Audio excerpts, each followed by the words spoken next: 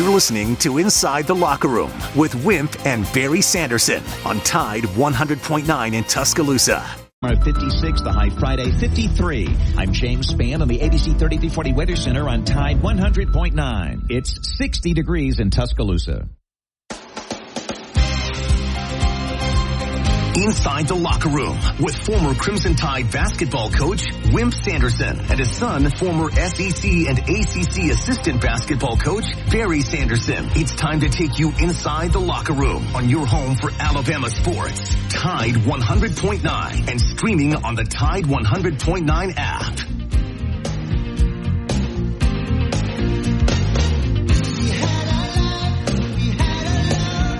And good morning and welcome in to the Wednesday edition, the Hump Day edition of Inside the Locker Room, 205-342-9904. If you'd like to jump in on the show with us this morning, the X account's at Locker Room 109 at Barry Sanderson at Wimp Sanderson 1. Our email address for the show is wimpandbarry@yahoo.com. Download that app, the Tide 100.9 app, to your smartphone, and you can take us with you anywhere you go. We want to thank Yellowwood Pressure Treated Pine from Great Southern.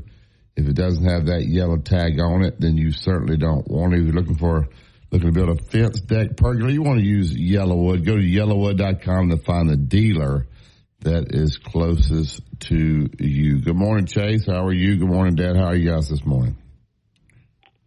We're doing okay. Several things. The teams were announced yesterday, but the projections are a little bit different than where they were ranked. For example, Oregon is ranked number 1, but they're projected number 1. Ohio State is 2, but they're projected number 5. So that I think that's some of the keys that these people study. Alabama, for example, is number 7, but projected number 9. And Ole Miss is projected number 10, I guess, of course, if they win against Florida. Alabama the same way. A little shocking here. Georgia's projected as the number 11 seed. Tennessee would make it. Boise State would get the last deal, and they would be projected as a number 4. And SMU would be out. And the last person in would be BYU, and they're projected a number 12. So projections and pickings are a little bit different. We'll have a couple more of those before the season is over. In our games this week, if I had to look at it and say, I would say Ole Miss, Alabama, and Texas A&M will be the three teams that will benefit or not benefit, but stay in the race. They could fall out. Ole Miss at Florida, tough game. Alabama at Oklahoma, tough game. And A&M at Auburn, probably a pretty tough game there. The line is pretty close. So those three. The rest of them, South Carolina's not going to get in. You may want to say Kentucky, Texas, if you wish. I guess that's true. Kentucky did beat Ole Miss at Ole Miss. But anyway, the 5 teams that started, as far as right now, are sort of at the very top. 3 best games, if you want to watch good games, will be Ohio State, Indiana, Ole Miss, and Florida. And BYU and Arizona State has played well. Alabama, Oklahoma, of course. And if you're an Auburn fan, the A&M game. Just a quick thing in basketball: Kentucky, Florida, and Kansas all won. Purdue got beat 18 by a team that Purdue had beaten Alabama, which I don't know what happened there, but they got crushed pretty good. Alabama's linebacker, Keon Coates, is transferring. I said a lot of good things about Alabama. So we'll see what happens there. Phil Savage, who I know, but I'm going to get Phil on, who's a color analyst for Alabama Athletics, is now the new general manager of the New York Jets, which is crazy world. Sad to tell you that I keep up with my son's scores. Barry won last night. He can tell you about that. I checked on his score. But But Scott, who coaches at Faulkner, they had not a player against them, but the player at the University of Mobile died on campus, passed out and died, which is a very sad situation there. We have enough killings as it is, but for somebody to die like that, it's pretty much heartbreaking. Outside of that, pretty much told you very quickly what I know, which is not a lot. Barry and I will entertain your thoughts and your ideas and whatever you wish. We do have JC on in the second hour.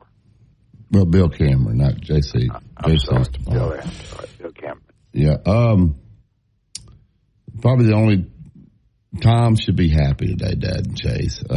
Tennessee is left out of the playoff, according to the committee. They did come in 11, but I didn't realize this. So I guess the top four seeds or the top four ranked champions. So that would put Boise State at 4 because they're ranked ahead of BYU. So BYU would be 12. So Tennessee is out of the playoff. So they got Ole Miss in at 10. I'm sorry, Georgia 11, Alabama at 9, and Alabama came out ranked 7. Which I've been listening to these other shows. I don't think it was that hard to figure out. And everybody was saying Alabama was going to be ranked below Georgia, but not when they beat them, and then with their other wins. So that's exactly where we said they would be. Now I'm surprised Tennessee's out of it. Now, obviously, they could get their way back in, but I forgot that if the Mountain West champion is ranked ahead of all those others, then they would go in for the bye. So the first round projections now would be BYU takes on Ohio State with the winner playing Boise State in the quarterfinal. What a relief that is. Alabama, Notre Dame with the winner taking on Oregon.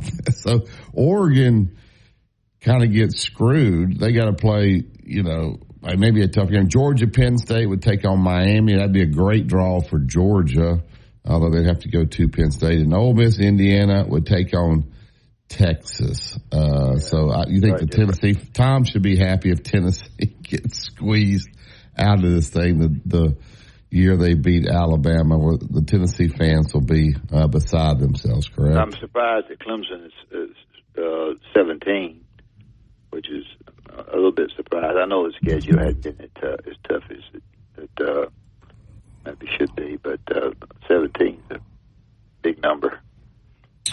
Yeah, so if Texas A&M could somehow win out, then they could make it to Atlanta, and play for the SEC championship. If they win that, then they would be a top 4 seed. That's how they could either be out or a top 4 seed. Of course, they got 2 big games. They got to go to Auburn and then the Texas game. So I think if Texas A&M were to lose to Auburn and then go and beat Texas, my understanding is it'd be Alabama and Georgia in the SEC championship game. If Texas A&M beats Auburn and Texas wins against Kentucky, then the winner of that game will obviously go to Atlanta because they would only have 1 loss. So that would be Alabama most likely taking on Texas if Alabama goes to Norman, Oklahoma, and wins. I think people are forgetting that's a little bit of a factor there. Night game at Oklahoma. You see Oklahoma, and Oklahoma has a good defense. You see any problem with Alabama knocking off Oklahoma over the weekend? That happens, and then everybody forget about it. It's over as far as I'm concerned. Of course, the head coach is the former defensive coordinator at Clemson. Has done a good enough job to where he had been great, but he's got a 6-year contract. I think he'll be ready to play. I think it's the excitement of Alabama coming to their place. None of you want him, and nobody, all of you going to fuss. But Barry Switzer is going to be on with us tomorrow, and he'll tell us nothing, but still he's going to be on. So we'll see what happens. I still stand by, and you can tell by the way they ranked them. If Alabama makes it to Atlanta, win or lose, they're in the playoff. If they get to Atlanta, if they win these next 2. That is correct. they're going to be in. And I've been trying to tell people that. One thing about basketball, tonight, obviously, Alabama plays Illinois. I'm surprised there's still tickets available. I saw this morning there's tickets available. I mean, Alabama, Illinois, if Alabama is ranked in the whatever they are, 8, you would think that game would be a sellout, maybe the time.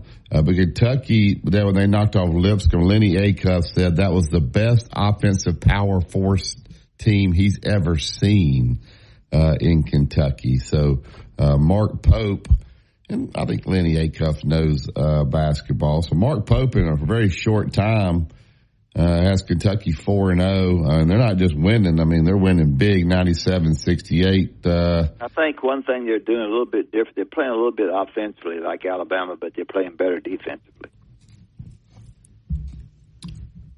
Well, he's just saying offensive. I think they run a lot of different staggered screens, handoffs, just a lot of different things. They're pretty creative offensively, so and they shoot the ball well. So I thought that was pretty interesting. Lenny Acuff talking about Kentucky's offense being that good, and this guy's only been there 6 months or whatever it is. So look for Kentucky to have some home court advantage this year with that style of offense and the way they shoot the 3 ball.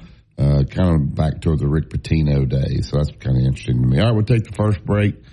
We'll open up the phone lines, 205-342-9904. If you're looking to make a move, whether it's local, out of town, or out of state, or you need help to move around the house, then you want to use 2 Men in a Truck. They're here locally. They do a great job. They'll take great care of you and your stuff. Give them a call today for the free estimate. Moving is stressful. They will take the stress away. 205-247-5050. That is 2 Men in a Truck. Movers who care.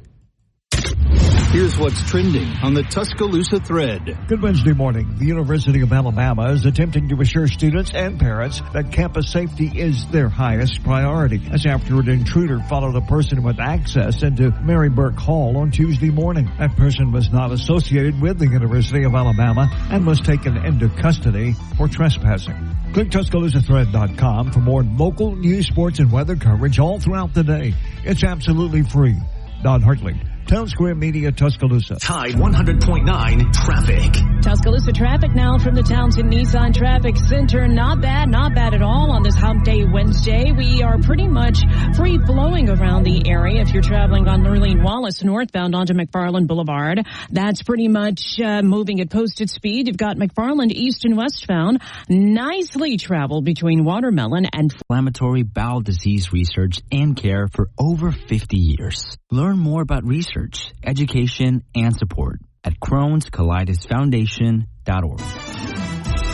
Road tripping, business travel, or bringing your car in for repairs. All great reasons to rent a Toyota at Tuscaloosa Toyota. You can rent the latest Toyota models for a day, a week, or a weekend. Every Toyota rental car comes with 24 hours roadside assistance. 69 North in Northport, just before Carroll's Creek Baptist Church. Sponsored by Black Warrior Marine, Castaway Fish Co., Riverside Feed and Seed, and Adams Heating and Cooling. Tide 100.9 Tuscaloosa weather. The sky partly to mostly sunny today, the high 66. Turning noticeably colder tonight, mostly clear with the low at 38. For tomorrow and Friday, the sky sunny both days with a cooling trend. The high tomorrow 56, the high Friday 53. I'm James Spann on the ABC 3340 Weather Center on Tide 100.9. It's 59 degrees in Tuscaloosa.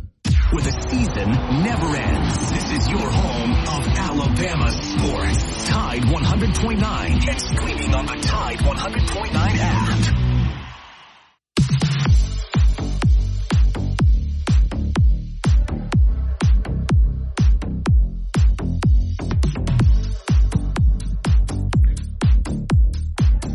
Welcome back to Inside the Locker Room. Pressure treated pie from Great Southern. If it doesn't have the yellow tag on it, you certainly don't want it. All right, Alabama takes on Illinois tonight, 8 o'clock. As I said, I'm a little bit surprised this game's not a sellout up in Birmingham. Take out a team of this quality and you take them to Birmingham, a city that big, I can sell it out. Will Riley for Illinois, freshman, 6'8", averaging 17.7 points a game. They got a big 7-foot Croatian, Ivizic, I'm sure I'm mispronouncing his name, averaging 17 a game. Also, two other guys in double figures, averaging 13 and 10, and one guy right there. They got a lot of kids from overseas.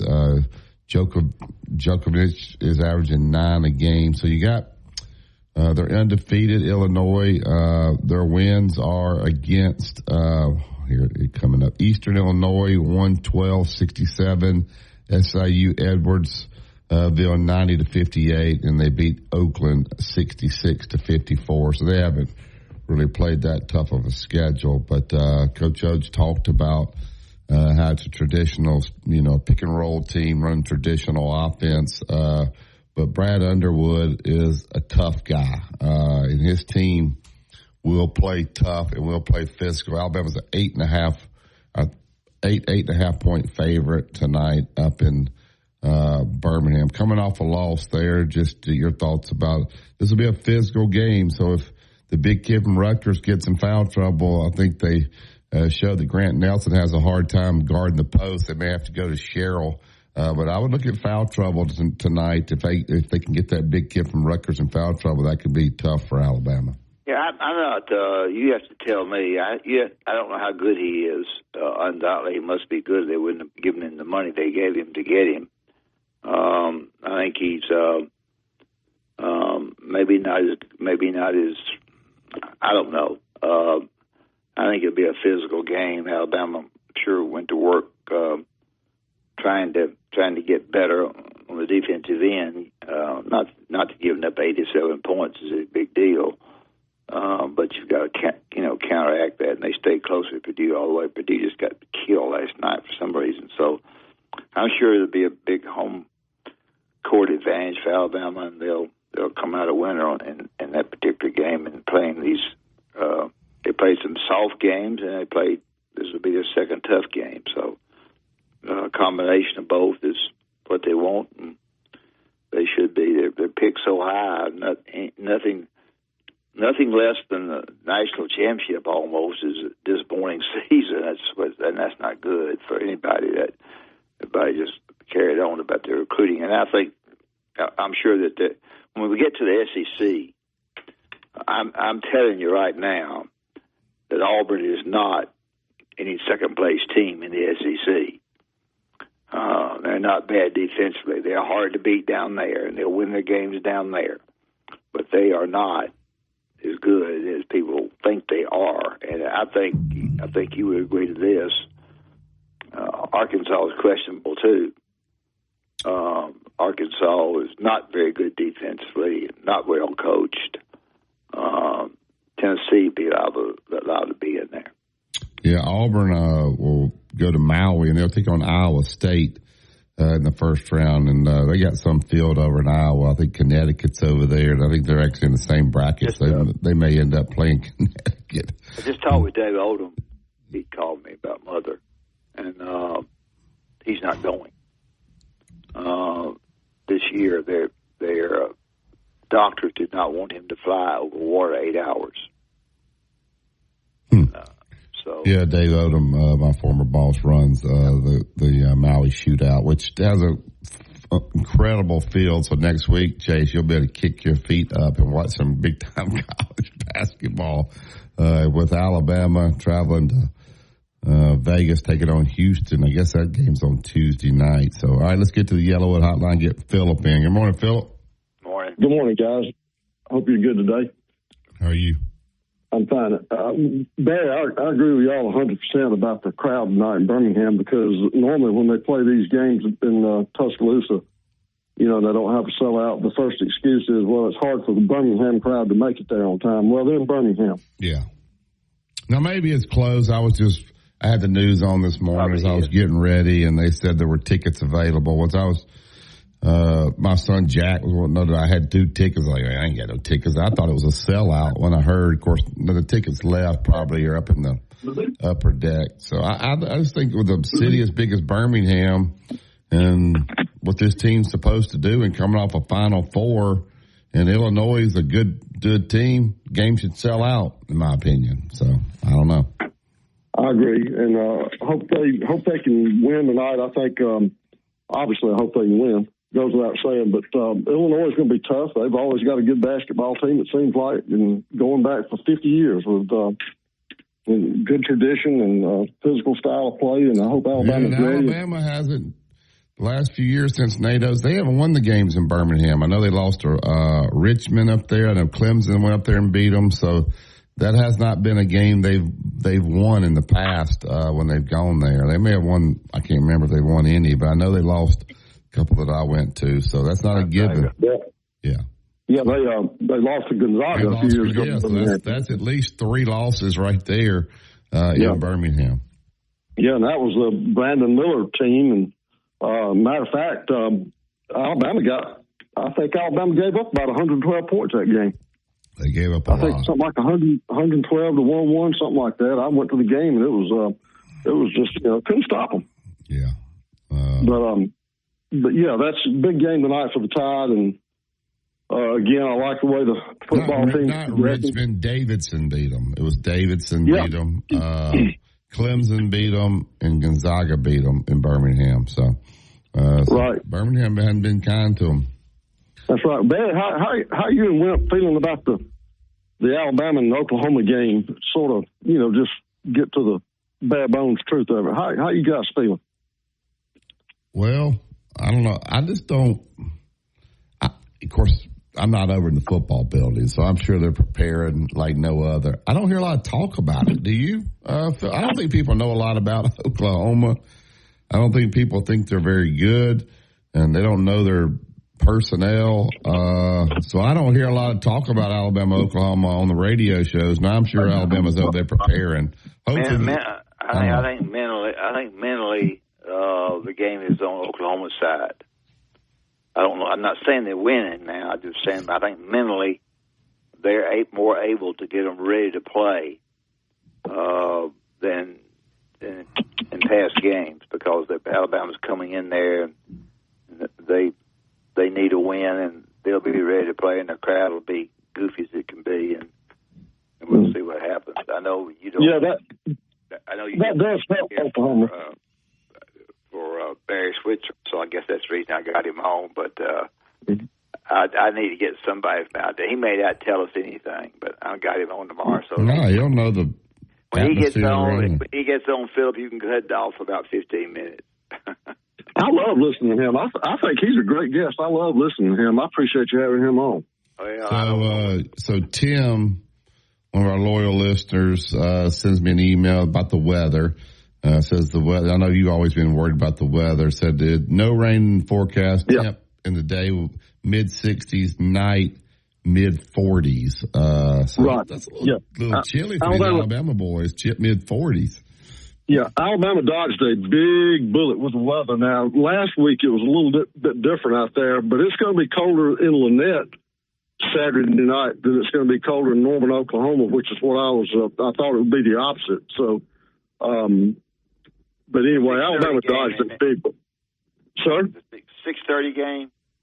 Central Time, yes, 7:30 Eastern. So yes, sir. Kind of, I don't know, 40s.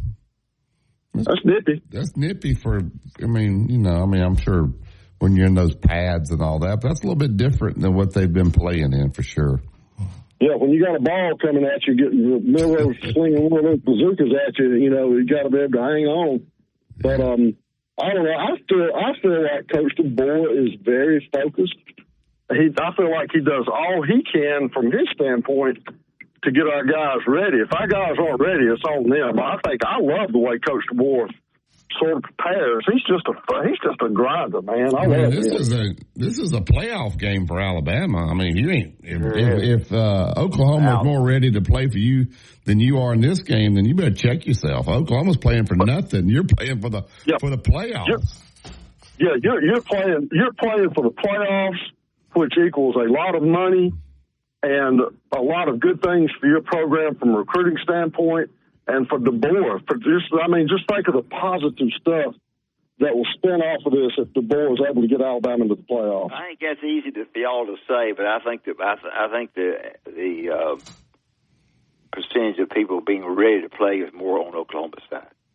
No doubt about it. No doubt about it, well, Coach. I would say looser. I think they will play looser because they got nothing to lose. Alabama could get, I don't know, they get tight, but when you're playing for the college football playoff and that team's over there got nothing to lose, we've seen that with Gus Malzahn teams against Alabama. They play loose and they play over their head. Now, can Venables coach that way? I don't know. They're not happy. I think they fired their offense coordinator out there. So we'll have to see, does he have these guys ready? I think he's a good defensive coach. Offensively, they've been kind of a train wreck this year. So Alabama needs to play well defensively. That's right. But, but there are 4 teams just like Alabama that have a lot to lose. Ole Miss, Penn State, and Texas A&M. And that Texas A&M bunch, if they get some of that Jordan hat voodoo on them, it's over. They won't win. Well, finally, maybe Hugh Freeze will coach relaxed and loose and quit being so conservative. I think he's going to. I don't know why A&M's 15 now. I don't understand. What do you mean? Well, just in the rankings, they're 15. Okay, they lost 2. I guess they're not projected to be anything. Well, they lost to Notre Dame to start the season, then they went over to South Carolina and just got smacked. Of course, anybody could do that, 44 to 20, but they still could play their way in the playoffs. So it's a big game for them as well. 6:30 down there. That's a big game. I think Auburn's A&M's a 2.5-point favorite. Is that right, Philip? Yeah, I believe that's right. Yes, sir. Mm-hmm. Yeah. Well, anyway, guys. Have a great day. Appreciate you taking my phone call and listening to my nonsense. I can't find a cotton picking blue plate. It'll be Peyton Thorne's last game down there, Philip. Wow. I don't think anybody's going to shed a tear. Either for one that. of y'all got any ideas on a blue plate? I got one. I'm not going to say it. If y'all say it, I'm not going to give you credit. I think it's one you mentioned yesterday, I believe you kind of mentioned it yesterday, but backed off. I don't know. I probably backed off. Ain't no doubt about it. These big I'm scared of these big number lines. 20.5 Texas over Kentucky. You like that one? That's the one I like. I knew you did. Man, don't you know Coach Stoops would love to knock off Texas. Woo. He ain't gonna do that, but I don't know if that line's too high. Texas, I thought Texas would stomp Arkansas, and they didn't. Well, no, they didn't. They sure didn't. They sure did. How about Ohio State 13.5 versus Indiana? Well, I can't believe that Tommy Tuberville run his mouth about Indiana. The guy at Indiana can really coach. He can't help about his schedule. When he took the job, the schedule was already made. The guy worked for Nick Saban, and brother, he can coach. Well, I don't care whether they bought the players or not. Tommy bought a bunch of them himself. Well, the only close game he's had is Michigan. He beat Michigan State 47-10. He beat Washington 31-17. He beat Nebraska 56-7. He's not just winning; he's destroying these teams. Tommy bought them when buying wasn't legal. Tommy. Yeah. Well, Coach Signet is a great coach, and I had no idea he had such a personality like he does. He's a lot of fun to listen to. Yeah. Google me. Well, he asked him if he wanted a certain team or somebody wanted a job. As a job open, Nick did, and he raised his hand and said, "I want it," and he took it. Yeah. Well, y'all be good, and appreciate you taking my call. Thank you, Philip. All right, we'll go ahead and take the break here. You listen to Tide 100.9, 1230 AM WTBC. It's the home of Alabama sports. Tide 100.9 traffic. Tuscaloosa traffic now from the Townsend Nissan Traffic Center. Not bad at all on this Hump Day Wednesday. We are pretty much free flowing around the area. If you're traveling on Lurleen Wallace northbound onto McFarland Boulevard, that's pretty much moving at posted speed. You've got McFarland east and westbound. Nicely traveled between Watermelon and 43. Skyland Boulevard, only a patchy or taps on the brakes, that is, in between McFarland and 359. With your Tuscaloosa traffic now, I'm Tammy Thomas. road tripping, business travel, or bringing your car in for repairs. All great reasons to rent a Toyota at Tuscaloosa Toyota. You can rent the latest Toyota models for a day, a week, or a weekend. Every Toyota rental-car comes with 24 hours roadside. River Outdoors. It's the Tide Tailgate Show on 95.3 The Bear and Tide 100.9 WTBC 1230. Roll Tide. Two-time state champion and two-time NIT champion, Barry Sanderson breaks down the latest in sports on Inside the Locker Room on Tide 100.9.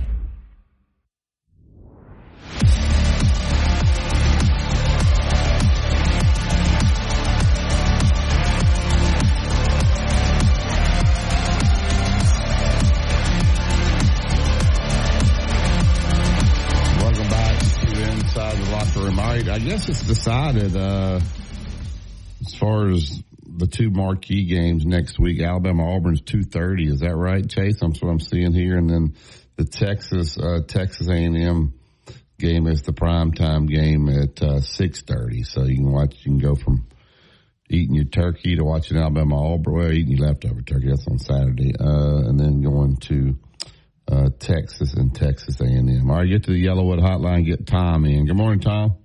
Hey, Tom. Morning, Barry. Morning, Coach. How are y'all? All right. How are you? I'm doing well. Thanks for asking. You know, I heard Coach David Cutcliffe yesterday in an interview, and he was just absolutely interesting on some of the things he had to say about the overall picture of the playoffs and college football and all like that. And I said I was going to bring it to your and your dad's attention this morning and get your take on it. But he was talking about, he didn't particularly like the direction in which college football was going with there's no development and on personal side and player side. And we've heard that argument a lot, that a lot of these coaches that's been in the business for a long time, that's their take on it. And he said what's being done now, what college football is being controlled by, and it's as a result because of TV money and all like that, is the entertainment angle. And he said college football appears to be, if you look at the money side, it's real strong. But he said on the other side, when you look at it, it's fragile. And he brought up that Coach Saban had said, it can't sustain itself on the current pattern that we're in college football. And he said the entertainment angle of college football with the playoffs and he said this year nobody can deny the fact that it has been very entertaining. And you see what I'm trying to say as I try to repeat what his angle was? Yeah. And I think he's right.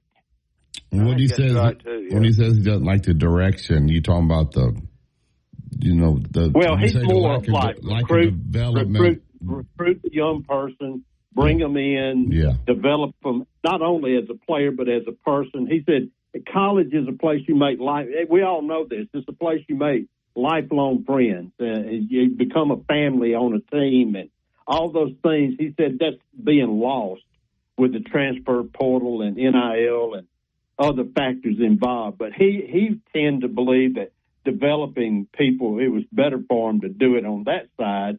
But he said the entertainment angle, Disney, ABC, and them throwing money at the SEC and other leagues and stuff like that have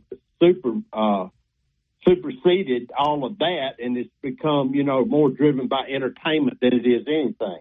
Yeah, Does that make any sense? Yeah, you think about these kids that used to come in and stay at one school for, 3, sometimes 4 years, and they laugh when they're juniors of how little they knew when they were freshmen, how much they've grown. That's what he was saying. Yeah, and they get used to the school. They get used to the process of being a college athlete and all that's required, and they just mature so much that they even laughed at themselves at how far they've come when they walked on this campus or anybody's campus their freshman year, the first time away from home. A lot of them get homesick. We've heard Najee Harris and those guys. They had to battle through some stuff there. Hey, some of them, they're not playing. They're not used to that. They got to battle through it, and how much they appreciate it on the back end when they go through all that and they have success. You don't see that anymore now. What do? They jump and leave, right, Tom? That's right. That's exactly his point. And he said that we're missing something very important because that's kind of going, by the wayside. But Coach Cutcliffe, he's kind of in the same boat that y'all are, Coach Saban and all like that. He's got a different view of what college experience as an athlete, as a student, all of it. He's got a different view of what it should be. But I thought it was interesting that he said the thing that's driving college football now is the entertainment angle. I thought that was fascinating to think about when you look at some of the money that's being thrown at the leagues that's in college football now, like the SEC, Big 10, Big 12, so forth. And he said that's what's driving everything in college football. And he thought that that's a foundation that's not good for college football for the aforementioned reasons. Well, you think about this show, and when we have the former players on that played for Dad at Alabama, how fondly they talk about their time here at the university, right, and how fondly they talk right about Alabama. I don't even think Nate Oates is building that. Rylan Griffin's here 2 years, boom, he's gone. Like they have so many guys. Right. We got a whole new team this year, except for Mark Sears and Reitzel, who both transferred in. They weren't here from the beginning, so I don't know that you'll be having these conversations with guys in 20 years about how much the university meant to them, how they got along with the football guys, and they used to eat together and hang out together. The structure of it all now is so different that I don't think you'll be having those same conversations that we have with the Keith Askins and the Melvin Cheathams of the world. And I'm talking about just basketball now, but football as well, that you really love your university. Those days seem to be gone. Well, one of the big things is that you don't really love a place until you leave it. Right. You're fussy while you're there, but when you leave it, you cry. That's the truth. Yeah. Well, those guys, they like their experience here as basketball because they won a lot of games, but they're big football fans. Like they're talking trash with their teammates in the NBA about football, and they're pulling for the football here because the football has always been good. It's something they take pride. They take pride in their university and everything that goes on there. I just think those things are neat. I'm afraid we're going to lose that in college sports. Well, the loyalty aspect of it. But, one of the most interesting stories that I've heard over the years was by Robert Ory. And he said that when he was at Alabama, that he was trouble. He said, I didn't want to do anything. He said, Derek Thomas, great football player. Everybody loves Derek Thomas and everything. He said Derek Thomas was always talking to him about how he should do and don't give up and always encouraging him. He said, I didn't always act like that I was hearing it. He said, but I was listening. and I found that to be very interesting. To your point of the interaction between the two sports and probably other sports as well, and how he claimed that really helped him in his development and creating the ability to stay at Alabama and do what he was supposed to do. I know he didn't always do it. I'm not saying that. But without saying anything, there's another guy that talked to him a lot. Yeah. He's quick. He's always quick to point that one out first. Yeah, he always points that one out first. And but I used to live in South Louisiana. Robert was a hero when he was in Houston. Everybody that had a radio show in Houston, when I was in South Louisiana, I would listen to the radio shows over there in that area, and he always pointed out what he had learned and how you were with him. when they talked about, Alabama to him and brought that subject up. He was always quick to point out how well that you did managing him. Well, I told you this before, but we got new listeners. I asked him on a radio show one day, I said, Robert, would you have left me with all these transfers? He said, I'd have left you, but my mama wouldn't let me. That's what he told me. His mama was tough as nails, boy. She stayed right on his fence. She was on my side. Robert was really smart, which sometimes it's not good when those players are really smart, but really opinionated. And he felt like his way was right. If you were doing something that he didn't feel made sense, then he would do it. I had Kevin Gray. I'd say, Kevin, we start to run sprints. Robert would go towards the dressing room, try to go in. I said, Kevin, go get him and get him out here. Or if he did something in practice I didn't like, I made him run to the top of the Memorial Coliseum and back. Oh, my heavens. He had a hissy fit. Oh, I bet.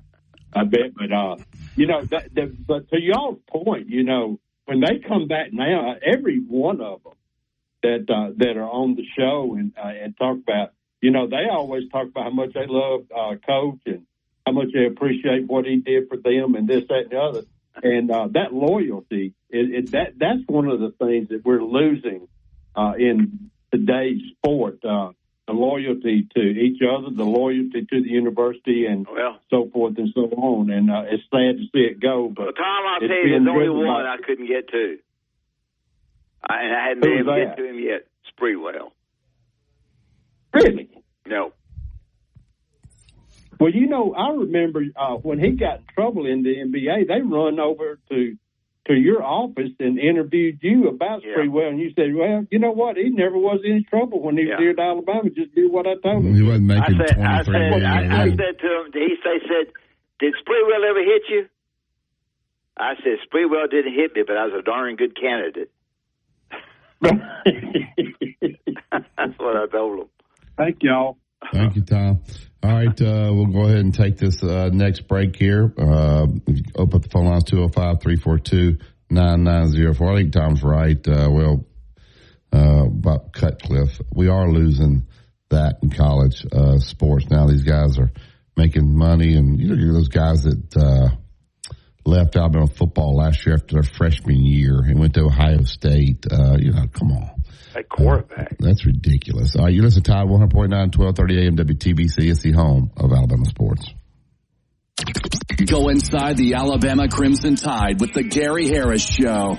Hey, everybody, it's Gary Harris. Wednesday morning at 9 a.m. Boy, we are loaded for the Wednesday edition of the Gary Harris Show. At 9:30, Brett Gillen, head coach of the University of West Alabama Tigers, will join us. They're in the Division II playoffs beginning on Saturday. Plus, Kayla Anderson at 10:15 with the Tennessee Titans report. And Larry the Music Man at 10:30, plus your phone calls. That's the Gary Harris Show, Wednesday morning at 9 a.m. Catch the Gary Harris Show Monday through Friday, 9 to 11 a.m. on Tide 100.9 and Tide100.9.com. Tide 100.9 Traffic. Tuscaloosa traffic now from the Townsend Nissan Traffic Center. Well, we're pretty free-flowing across the area for your hump day Wednesday morning. Not too busy, but we do have a couple of spots where you will slow down. Inside the construction zone is 2059. On that southwest direction at 359, that pretty much has the usual. And then we're also looking at 359. Slight delays on the southbound hookup to Skyland Boulevard. Skyland westbound onto 359 is a little slow. With your Tuscaloosa traffic now, Tammy Thomas. Road tripping, business travel, or bringing your car in for repairs. All great reasons to rent a Toyota at Tuscaloosa Toyota. You can rent the latest Toyota models for a day, a week, or a weekend. Every Toyota rental-car comes with 24 hours roadside. Tuscaloosa is the place to be. Visit us now to save big and discover why so many are switching to BMW. BMW of Tuscaloosa. Take your dreams for a drive. Tide 100.9 Tuscaloosa weather. The sky partly to mostly sunny today, the high 66, turning noticeably colder tonight, mostly clear with the low at 38. For tomorrow and Friday, the sky sunny both days with a cooling trend, the high tomorrow 56, the high Friday 53. I'm James Spann on the ABC 3340 Weather Center on Tide 100.9. It's 59 degrees in Tuscaloosa. Your home for Alabama Crimson Tide football. Tide 100.9 and streaming on the Tide 100.9 app.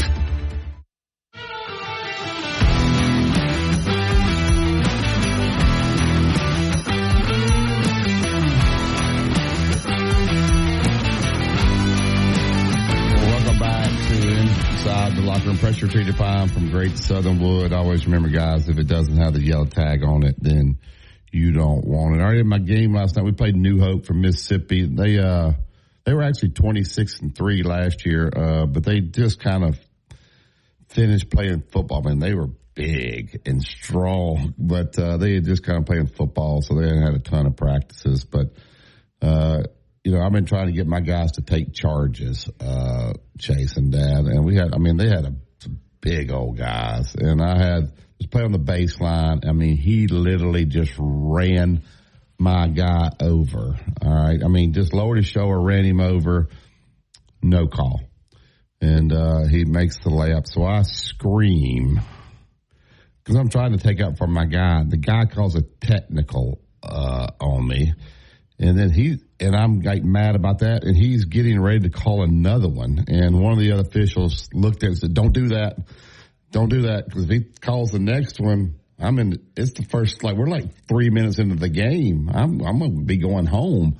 There won't be a reason for me to stay. So I appreciate the official telling the other official not to do it. But if you're an official, I understand I probably shouldn't scream at you. But if you know you blatantly missed a charge call and a coach gets mad, you got to give him a little grace there. Give him a warning or something. Because these guys are big, man. And when you get a guy that has enough guts to stand there and let the guy plow over him, and then he doesn't get the call, what do you do, Daddy? He's going to stop standing there if he doesn't get the call. And then to call a technical? No, what you do is what I do is what you did. But he was going to give me the second one. Wow. And I would have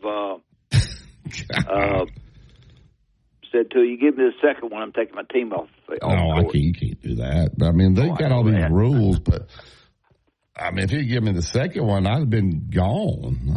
So the other guy, which I appreciated, he looked at him and said, don't do that. Don't do that.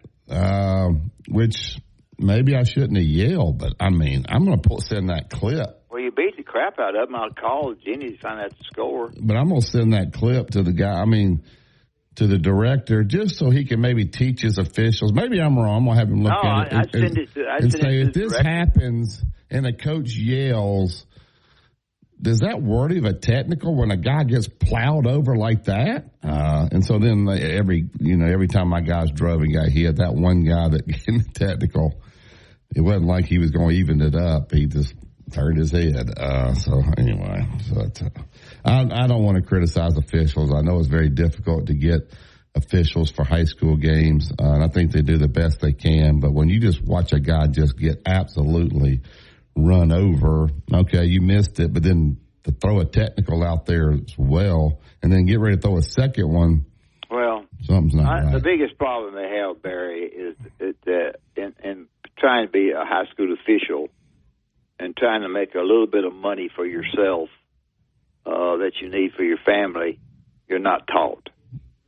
You're not gone. You have not gone in front of somebody who teaches you how to officiate, how to get in position.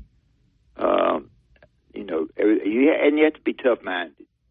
You can't call everything for the home team because you think the fans are going to get on to you when the game's over.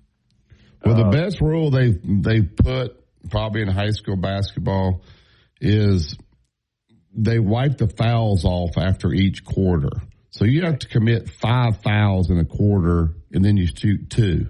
You got 5. But after that first quarter, they take the 5 fouls away, and they do it again. Because a lot of times you'll get to the 1-and-1 in the first quarter, then you're shooting the second quarter. It makes the game so long. So there is no more 1-and-1. 5 fouls, 2 shots. So in the second, then the fouls wipe off. So I think that's probably helped some there. So all right, we'll get to break here. We'll get Justin down at Tuscaloosa Toyota to find out if he's ever been plowed over and had nothing called on him down at the dealership there. You listen to Tide 100.9 and 1230 AM WTBC. It's the home of Alabama sports. WTBC Tuscaloosa and W265CG Tuscaloosa, a Town Square media station. Tide 100.9 and streaming on the Tide 100.9 app. From the Fox Sports Studios in Los Angeles, here's Martin Weiss. The Celtics beat the Cavaliers 120-117. The Cavaliers were the last undefeated team in the NBA. Cleveland now 15-1. The Spurs beat the Thunder 110-104. Victor Wembanyama rested in the game. OKC falls to 11-4. Lakers remain undefeated at home, beating the Jazz 122-113. Los Angeles has won its last 6 games. Per The Athletic, Jets owner Woody Johnson suggested benching quarterback Aaron Rodgers after losing to the Broncos in Week 4. Head coach Robert Saleh and GM Joe Douglas convinced Johnson to change his mind. Saleh was fired 2 weeks later. Douglas was fired Tuesday. In Major League Baseball, the AL Manager of the Year is Guardians manager Stephen Vogt. The NL Manager of the Year, Brewers manager Pat Murphy. Still get our free lifetime powertrain warranty. Every in-stock Rogue, Altima, Murano, Titan, Frontier, Pathfinder will be discounted for immediate sale. See BJ or Kylan today. Inside the locker room with former Crimson Tide basketball coach Wimp Sanderson and his son, former SEC and ACC assistant basketball coach Barry Sanderson. It's time to take you inside the locker room on your home for Alabama sports. Tide 100.9 and streaming on the Tide 100.9 app.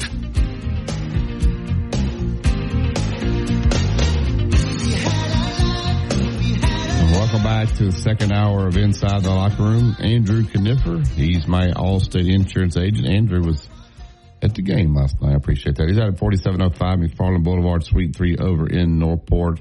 Give Andrew and his staff a call, 205-722-9201. Andrew Kniffer, Allstate Insurance. Looking for home, life, auto. These guys will take absolutely great care of you. They do it for me. All right, get to the Andrew Kniffer hotline. We're going to talk Tuscaloosa Toyota. I'll go down to Skyline Boulevard, get Justin Troll in. Good morning, Justin. How are you? Justin. Doing great, guys. How are y'all? We're good this morning. How are you? Everything's going well, man. Everything's going well. Well, tell us what any specials over there during the holidays, or is every day special over at Tuscaloosa Toyota? Look, I see y'all are hiring as well over there. Yeah, and so we got a lot of specials right now as far as, it's that time of the year. We're in the middle of Toyota-thon. Everybody knows about, Toyota-thon, where we have holiday cash, we have rebates, finance incentives, with real super low rates as they have continued to fall, so the timing's perfect. If you're looking for something right now, maybe it's something for even a kid for Christmas or something, for whatever the occasion may be. Don't wait to the last minute. We have a lot of businesses that try to buy, also business trucks and stuff, and they try to get it before the close of the year. And I just say, don't wait to the end. Let's go ahead and lock something down, and we can get the paperwork done before the close of the year, because it'll be an extremely busy time as we close out the month of November and our busiest month of the year, where we will sell in excess, and we always do, 350 cars in December. We're looking forward to it. We got a ton of inventory to get that done. What is the biggest seller? Is it trucks? What's the biggest seller during the holiday period? It's always the number one vehicle in the United States is the RAV4. It's by far and away the number one seller of any vehicle out there. So RAV4 will be the one, and the Camry's the number one selling sedan in the United States. So those will always be the top two. And with the incentives, though, Barry, that they are running right now on Tundras with the rebate and the financing, and the Tundra's just captivating the market. It'd be a long story, but those new redesigned Tundras are awesome. You can come and look at it where we've leveled them. put tires on them. We normally put them at the point when you ride by. It has a lot of eye appeal. Come and check those out. And the Tacoma as well, totally redesigned, and they have a ton of incentives on them. So we expect to sell a lot of trucks, but the RAV4 and the Camry will always be the bread and butter, always be the number one gainer. Tell us about some of these trucks you got out there. I see this Tundra. Talk a little bit about, you got 2025s already out there. Is that right, Justin? The 2025s have arrived. You can buy those trucks with a hybrid component in it that gives you more horsepower, more torque, more gas mileage. You can buy that in the Tacoma, or the Tundra. A lot of people want to go that route. It's amazing when you get in it and drive that truck. We do a lot of vehicles that we level, put tires on it. Everybody loves that. I mean, I do those on a weekly. And you can see those trucks, and it's great that you can jump on our website and you don't even have to show up at the dealership. And I know we talk about this a lot, but man, you can look at all of our inventory. It's real easy at the search bar to type in exactly what you want. And it doesn't even have to be a vehicle. It can be rental, it can be service, whatever the case may be, financing. I had 2 people yesterday, do all of their financing. It was all done, over online, where they put their credit app in. It's private, and everything is done, and they'll have everything done before they arrive to the dealership, to pick up their vehicle. But you can access all of those trucks, Tacomas, Tundras, the different rebates, just everything that we got going right there, special pricing, and like I always say, Barry, we price this stuff to sell it. We're not in love with any of them. We want them gone. So regardless of how good they look from the road, we want them out of there. So that's why we price them, and that's how we sell them. I think I asked you about this last week, but the holiday is coming. A lot of people want to get their kids, or I don't know, whoever, something for Christmas. Probably a good time to come now to sit down with you guys to make sure you get exactly what you want. You guys could probably hold it for them for a little bit there, but somebody wants to get something for somebody for the holidays. How soon do they need to come and sit down with you? Yeah, I mean, we need to do it, we need to do it as soon as possible, because sometimes you may see something in stock that maybe you want something different. Maybe you want a different color, different equipment, all of that kind of stuff, and you want to get it before the end of the year. Maybe you want to do it, before Christmas, at Christmas, and all that. We don't want to wait till the last minute. We want to go ahead and get those ducks in a row now. So, I wouldn't wait. But if it's something like a Camry or a RAV4 that's very, very, very easy to get, I mean, it's no, you don't have to rush. So, we'll take care of you either way. But I do encourage, people out there to jump on our website, where they can find it all right there. All right. Dad, anything for Justin? No, I can't think of anything. I just hadn't had time to get by there, Justin. Got some problems at home, and I just hadn't had a chance to get by there to have my car serviced, so I'm late. Yeah, no big deal. We'll get it handled. Some things are more important, so the car stuff will wait. That's not a big deal. Wow. All right, Gordo, the season ended. They had a great season over there, but the season ended last weekend, Justin? Yeah, it did. They got beat by a really good program, not just a good team this year. They got beat by Fife last week. They could have played Fife 10 times. They would have lost all 10. That's just when you get beat by somebody that's better, and that team is as solid as it gets. So nothing to hang their heads about. They got beat by a better team, and they'll learn from it, grow from it, and have another strong year next year. So all's well here. There you go. All right, Alabama tonight against Illinois up in Birmingham. I know Wimp would probably, if everything was going good, he would probably try to make that one. You're not trying to make that game, are you, Wimp? No, I'm not. I can't make it. I'm not going to go. No. Barry, if he was I going, don't even know what television station it's on. Barry knows probably. It's on tonight. It's on SEC Network. Okay. Yeah. If he was going to the game tonight, Barry, it's at the BJCC, right? Or Legacy. Yeah. Would somebody already have cones out, like right at the door? No. Would he park? I did get a press pass. But when he parked, if he took 10 steps, he'd be in the building. Oh, yeah. There's no doubt. And he's one of very few people that can pull these kind of things off. Yeah. Oh, well, we got that. There you go. Justin, you the man. Thank you, sir. Hey, y'all have a great day, and look forward to talking to you guys next week. All right, TuscaloosaToyota.com. They'll take absolutely great care of you. All right, we'll take the break here. We'll get to Bill Cameron. We'll find out what's going on down on the plains. The Auburn Tigers are getting ready to entertain the Texas A&M Aggies, and they could throw a wrench in this playoff. And who gets to Atlanta this weekend? So will they play spoiler down there on the plains? Just a Tide 100.9 and 1230 AM WTBC is the home of Alabama sports. Tide 100.9 traffic. Tuscaloosa traffic now from the Townsend Nissan Traffic Center. A much different picture than it was just moments earlier. We've got major delays now on McFarland, eastbound at Lurleen Wallace. And it looks like we are dealing with an accident at the intersection. It's got traffic crawling back past 43. 43, also a long line of delays on the southbound lanes to McFarland. This is going to take you... The Tide Tailgate Show is presented by Academy Sports and Outdoors, Skyland Boulevard, Tuscaloosa, and the new location, Highway 280, Birmingham. Online at academy.com.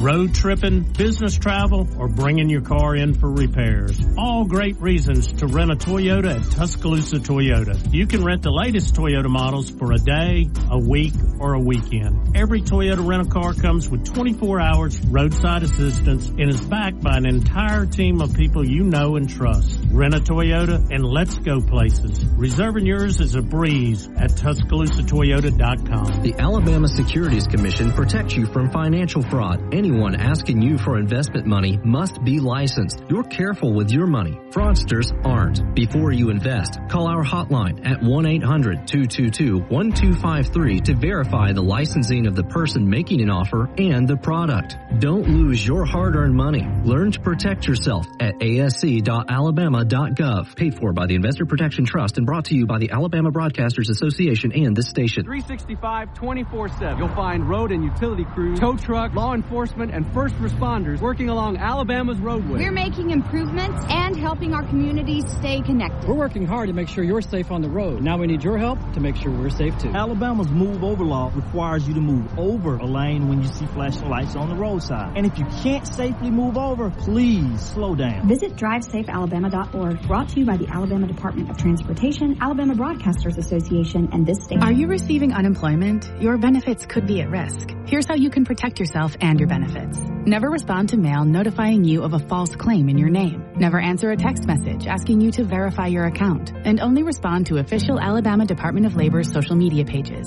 Report fraud at labor.alabama.gov/fraud. This is the place to be. Visit us now to save big and discover why so many are switching to BMW. BMW of Tuscaloosa. Take your dreams for a drive. Tide 100.9 Tuscaloosa weather. The sky partly to mostly sunny today, the high 66, turning noticeably colder tonight, mostly clear with the low at 38. For tomorrow and Friday, the sky sunny both days with a cooling trend, the high tomorrow 56, the high Friday 53. I'm James Spann on the ABC 3340 Weather Center on Tide 100.9. It's 59 degrees in Tuscaloosa. Mr. SEC Tournament Wimp Sanderson gives you his excellent analysis every weekday on Inside the Locker Room, right here on Tide 100.9.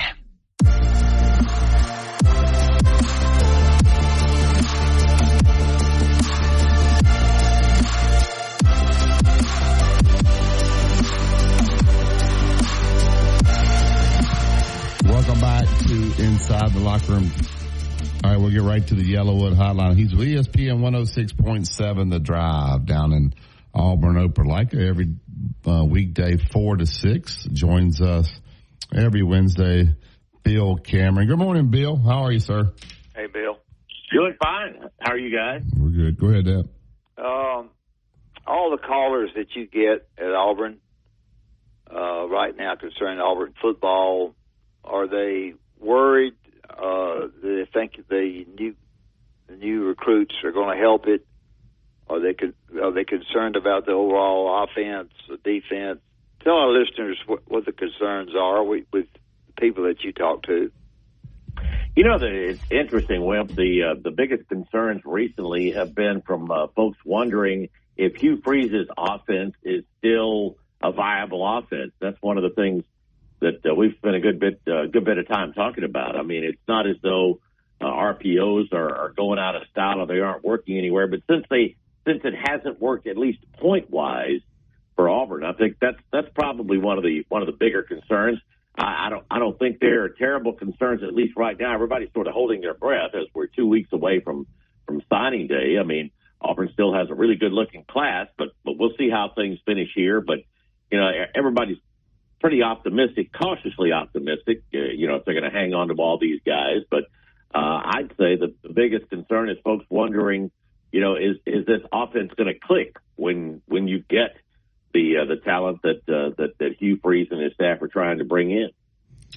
All right, talk about this weekend. I think it's a big game for Auburn for next year. They can throw a monkey in the playoff system there. Who gets to Atlanta? They're 2.5-point underdog at home. They need a big win, a big SEC win at home. What is the mindset of this team, this coaching staff right now with Texas A&M coming in Saturday night? Again, I've said it all year long, and continue to be impressed with how hard these guys have played, and how it doesn't appear that they've thrown in the towel. You don't see that kind of body language that gets you concerned out there. But boy, this is their last chance in front of a home crowd to make a statement and to have that signature win, if you will. And the opportunity appears to be there. Texas A&M, man, they have really played well. They are well coached. They're solid. They don't generally make mistakes to beat themselves.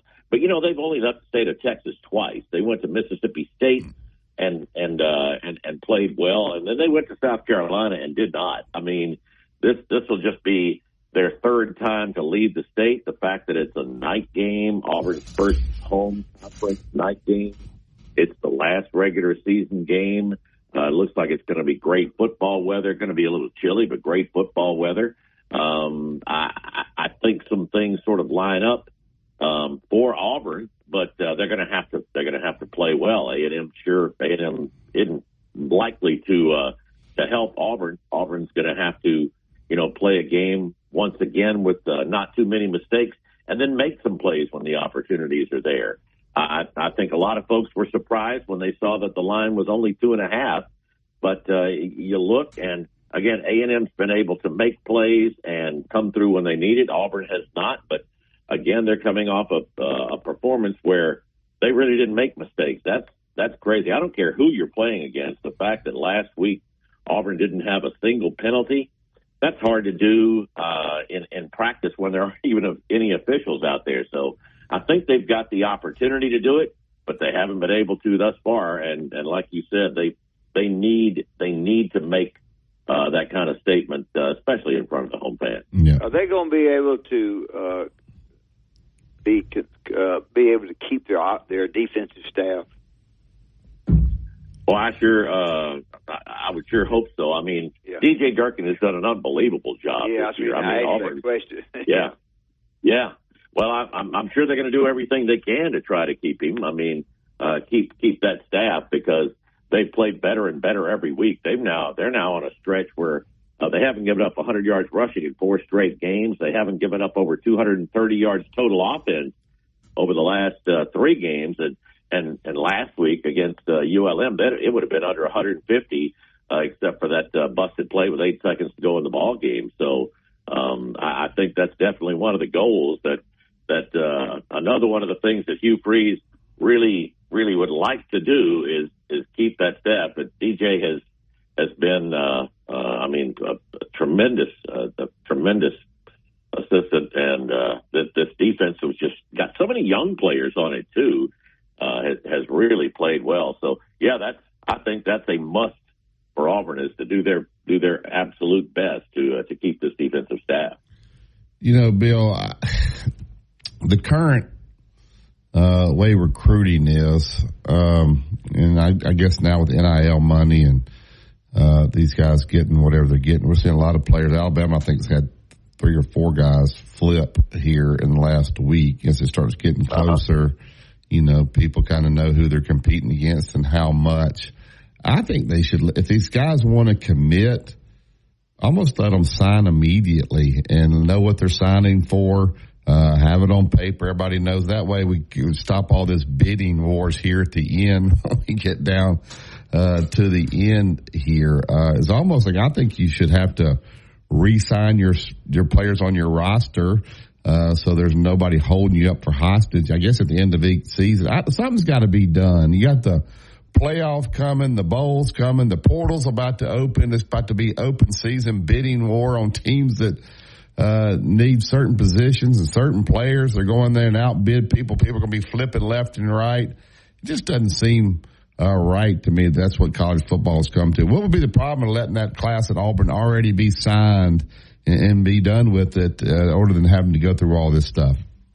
Yeah, that's a great question, Barry. I mean, it's funny. I mean, even before you had NIL being as involved and as it is, that's something that we talked about. And Jason Caldwell, who we have on Wednesdays, he'll be on again this afternoon. He's been a proponent of that for years. I mean, well before NIL was a factor. Just, if a player knows where they want to go, and school has started and we're playing, why not let them sign? There's the NCAA used to always talk about, student athletes and treat them more like regular students. Well, kids don't have to wait until December to announce where they're going to go to school, to decide where they're going to go to school. Why should the players have to do that? So, I mean, I'm with you on that. I mean, I think if a player knows where they want to go and they've, both sides have agreed, go ahead and sign. And, again, hoping that before terribly long, we'll be able to have, real contracts between the players and the schools and maybe even have some multi-year deals. But yeah, I'm all with you there because it is crazy. You're right. The, 2 weeks from now when we're having that brief 3-day signing period when 90+% of the players are going to sign, and you're heading up to championship weekend and then the portal opening and folks trying to get ready for the postseason. It's, there's too much craziness that's going to be going on that week. Yeah.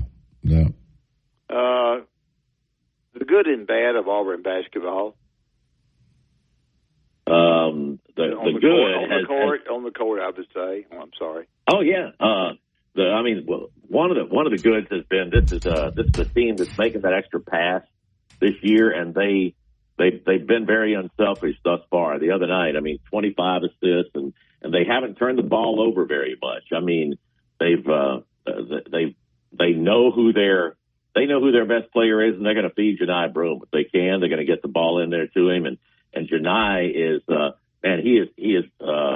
he's really playing with some fire, and then that's the way this team is. I mean, they really have thus far through 4 ball games shown that they don't mind making that extra pass, and they've shot it pretty darn well. I mean, the concern still, I would think, is there at the point. Is the best point guard on the team, is it Tahad Pettiford, the true freshman? Is Denver Jones going to be able to play point for an extended period of time, moving over from the 2 guard? J.P. Pegues has gotten off to a bit of a slow start, but he's about the only guy on the team that has. I'd say defensively, they continue to play really well, and when they shoot it, they're pretty darn good. Yeah, Auburn, the next game, they're going over Maui, and they're playing Iowa. They've got a chance. Yeah, there's a chance. We looked at this. If things fall right, their next few ball games could be in order: Iowa State, North Carolina, UConn, and Duke. Yeah. So that's a pretty good stretch there. If they come out of the next few ball games, if they do play teams like that and they come out 500 or better, then I think they've proven they're pretty worthy of some of the accolades they're getting. Now remember now, be sure, Bill, you can make a joke out of this. They're going to go over 8 hours of water. So if there's a fight, they're going to have them parachute out.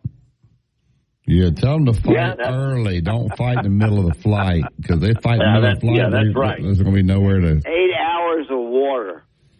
Hey, here's the thing, and I think the two guys that were involved. Hey, by the way, they've been sitting beside each other on the bench the last couple of ball games. Nice. Is that part of their punishment? They got to sit. Yeah, I believe it is.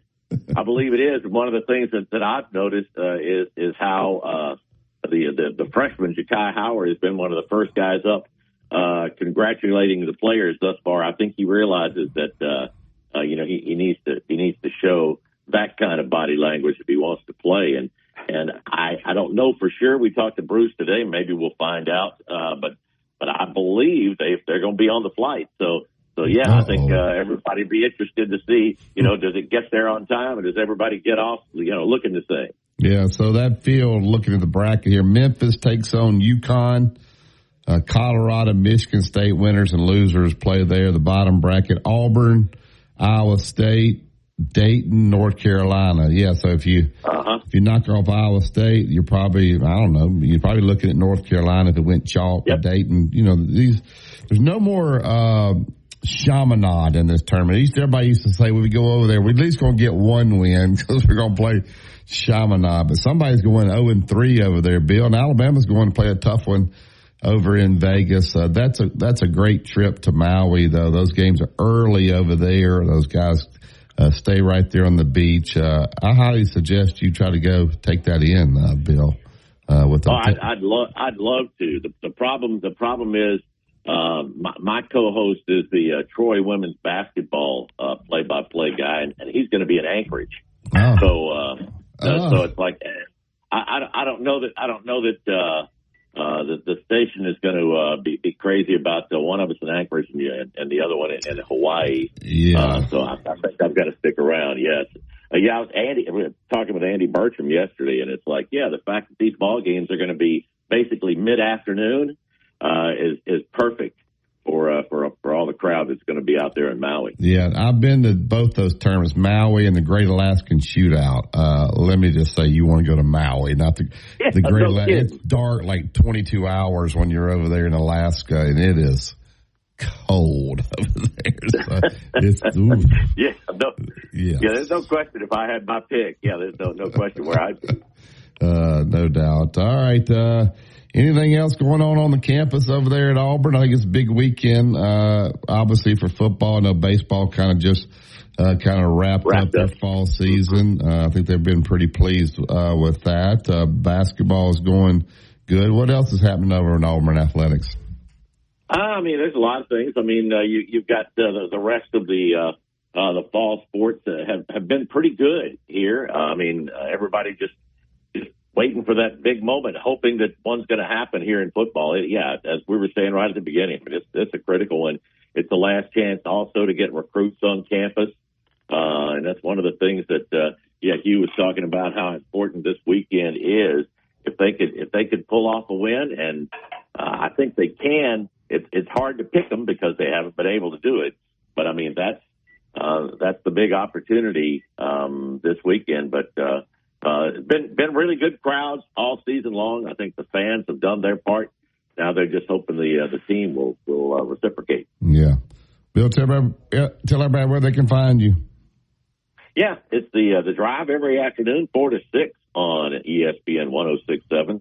You can check us online at radioalabama.net, or you can go to espnau.com and listen live.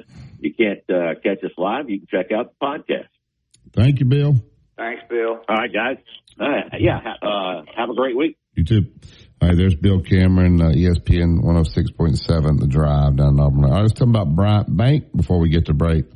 Well, the four locations in Tuscaloosa, as well as the Tuscaloosa people that are your friends that you'll know as you go into the bank, as well as the Birmingham locations. If you're listening to us from Birmingham or the surrounding area, Columbiana, I tell you, Bryant Bank, in fact, I'm going down there today when the show's over, and they'll be very, very helpful to you.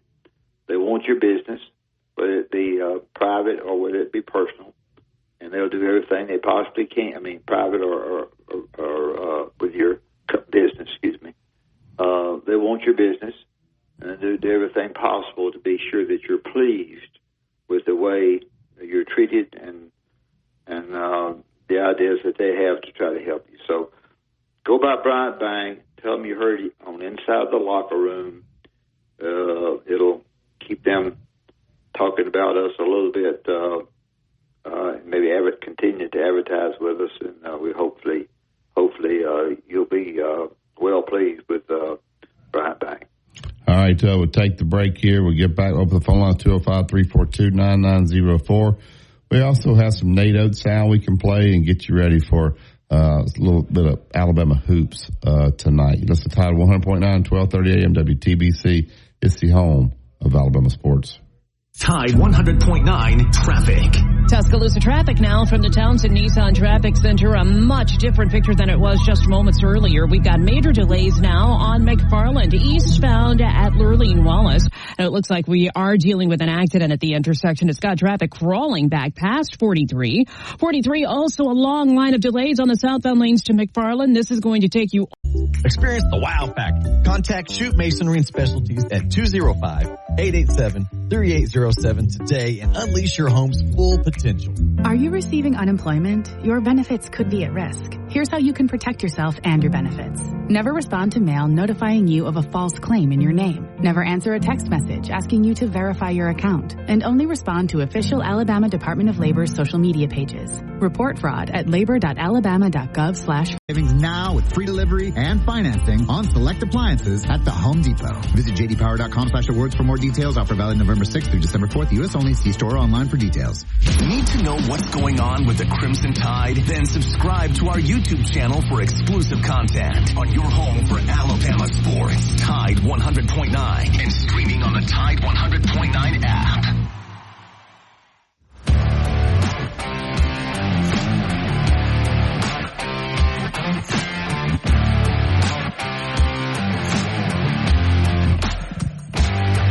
Welcome back to Inside the Locker Room. I get right to the Yellowwood hotline. We've got a few calls coming in and get Michael in. Good morning, Michael.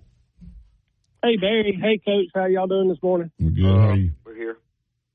Hey, Coach. I was just going to let you know that you taught Barry good.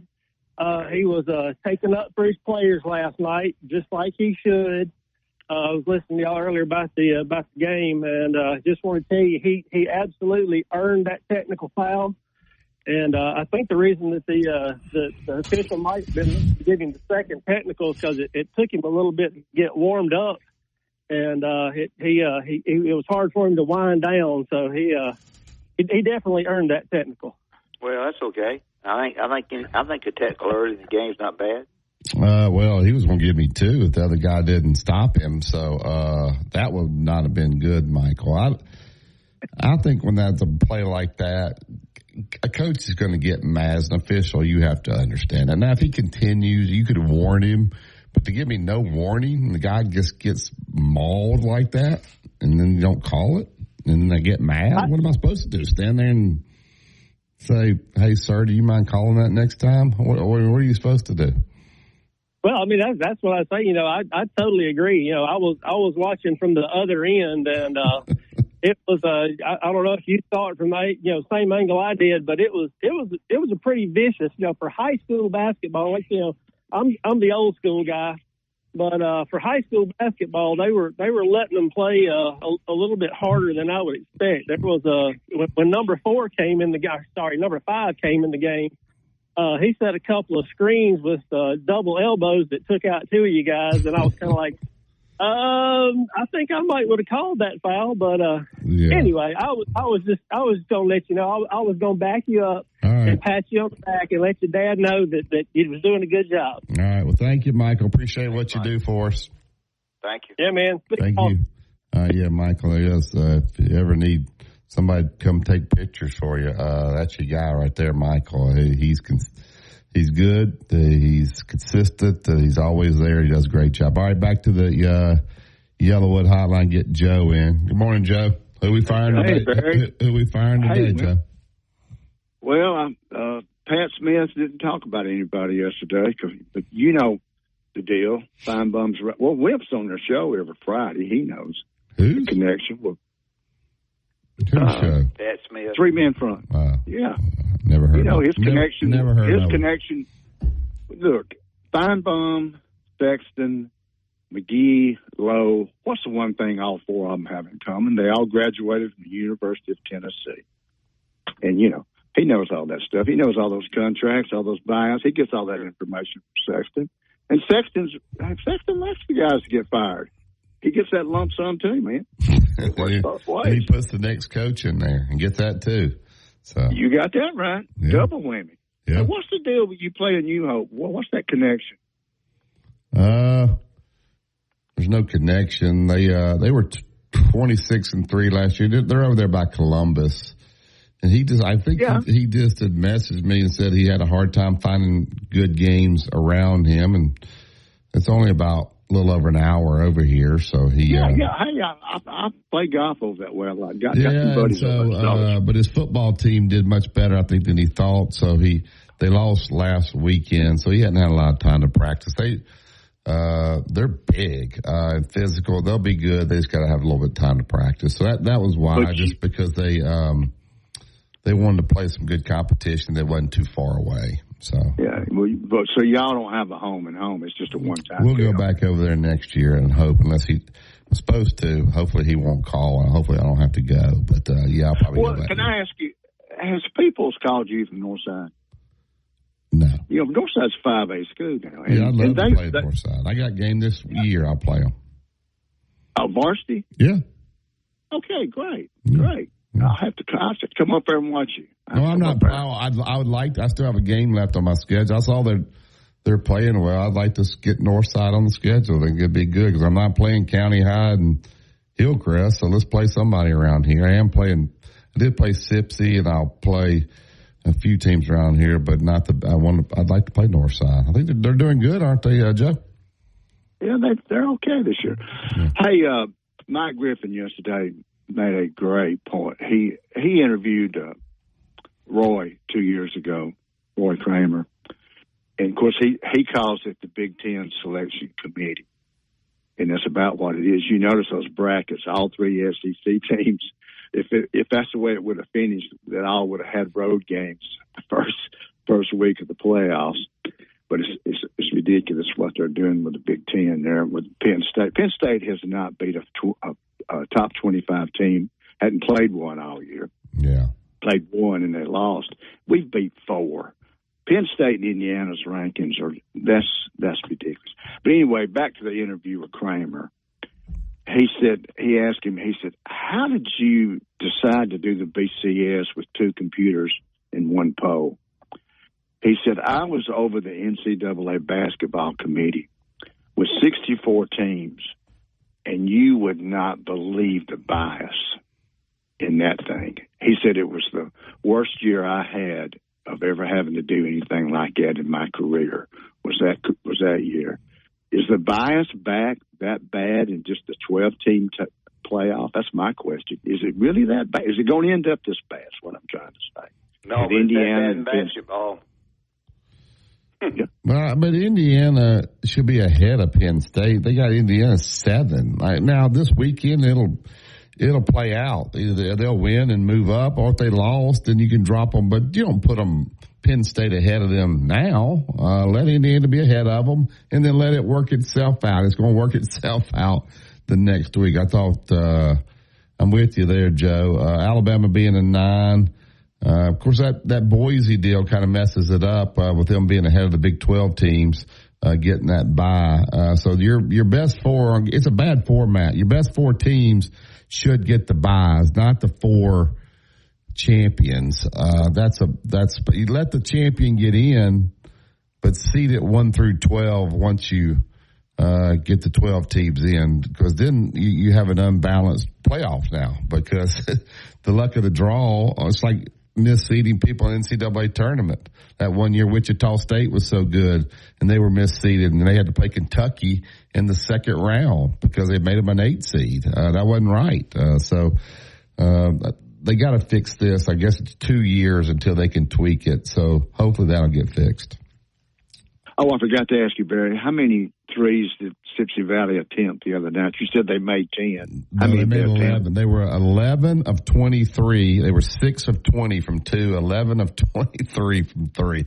And they hit some bombs. And you still beat them 11. Yeah, I don't think they'll ever shoot like that again. I hope not.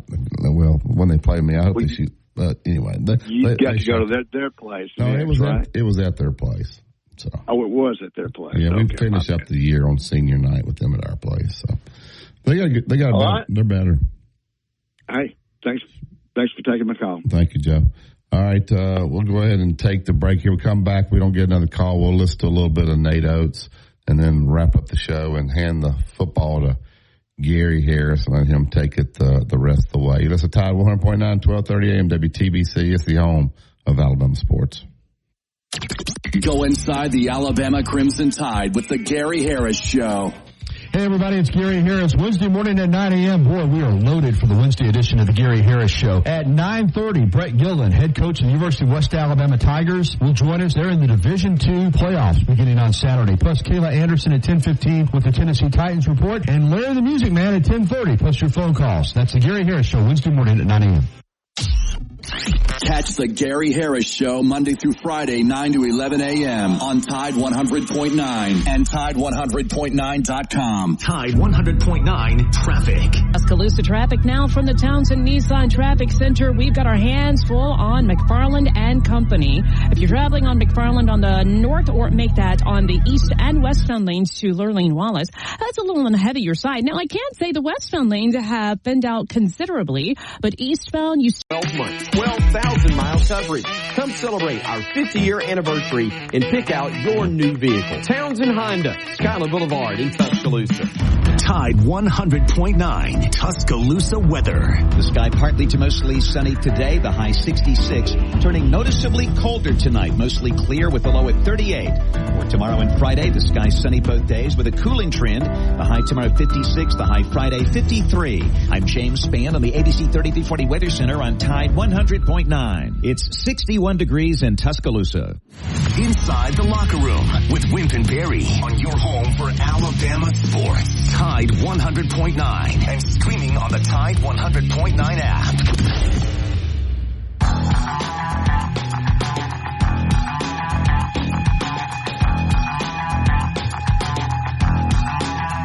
All right, welcome back to Inside the Locker Room. All right, Nate Oates met with the media yesterday in preparation for the game tonight. Just looked on Ticketmaster,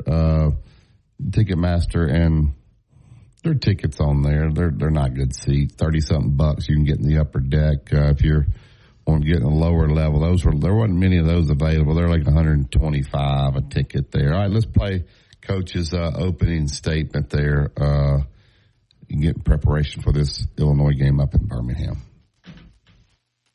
Lined ourselves up a pretty good schedule here, so obviously would have liked to come off a win at Purdue, but it didn't happen. So good thing is we get another crack at a really good opponent. Bad thing is, if we don't play well, we're going to take another loss. So they're good. They're super skilled. I mean, I've had a chance to watch them play some games. I know they had the exhibition against Ole Miss, and I think that was the first time they'd played, any other opponent for some of the young guys and new guys. I think it showed. I think what we've seen recently is a little bit more like what they are. I thought some of their the plays they made in some of the real games, not the exhibition games they made, kind of show you the talent level they've got. In that last mock draft I looked, they had two of their guards were going in the top 20. So this is a super talented team. It's a good program. I think Steven told me they've got more wins against Big Ten teams than any other team in the Big Ten were in the last 5 seasons. Is that right? Yeah. So as good as Purdue's been, Illinois' got even more wins against Big Ten teams than them. So, we've probably, after this game, we'll have seen maybe the 2 best teams in the Big Ten over the last 5 years in the Big Ten. So, and they're different. I mean, Illinois' Coach Underwood's done a really good job offensively. They're playing really modern style basketball with a lot of guard, pick and rolls. I mean, they've got, skilled guards that are playing in a lot of pick and rolls, and we're going to have to do a great job in pick and roll. So I think we've had a couple decent days of practice. I think, our guys, and I don't want to say we need a wake-up call because I think we've been pretty good all fall, but sometimes a loss, maybe reset some things, and I think we had to get a little tougher. I think we got abused on the defensive glass a little more than we thought we were going to. I think, we saw a team that what happens when you don't turn the ball over. Purdue only turned the ball over 3 times, and they're pretty efficient on offense. Now, we didn't have a major issue with turnovers against Purdue, but we still have a lot more than they did. So, can we get our turnovers down? Can we try to force a few more turnovers on our defensive side and try to find a way to get a win against a good team? Because this is a really good team we're about to see up in Birmingham tomorrow night.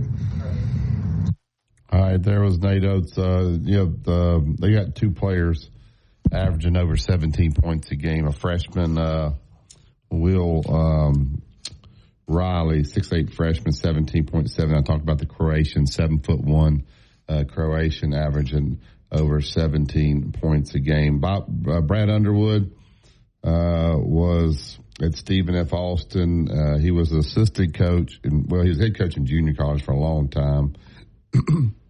Was with Frank Martin over at South Carolina, and honestly coaches a lot like Frank Martin, real tough, real hard-nosed, and so his team will take on his personality because he won't allow you to be soft. So Alabama will be challenged physically tonight, Chase, in this basketball game. And these, the Big Ten basketball is a lot different than what maybe the style that Alabama plays. And Alabama struggled a little bit against Purdue, who went on the road last night to Marquette. And Marquette's a good team. It's hard to play at Marquette. Purdue got throttled at Marquette. So I know you can't compare scores in basketball, but it should be an exciting game. It should be a great test for Alabama. Then you turn around and you got Houston next.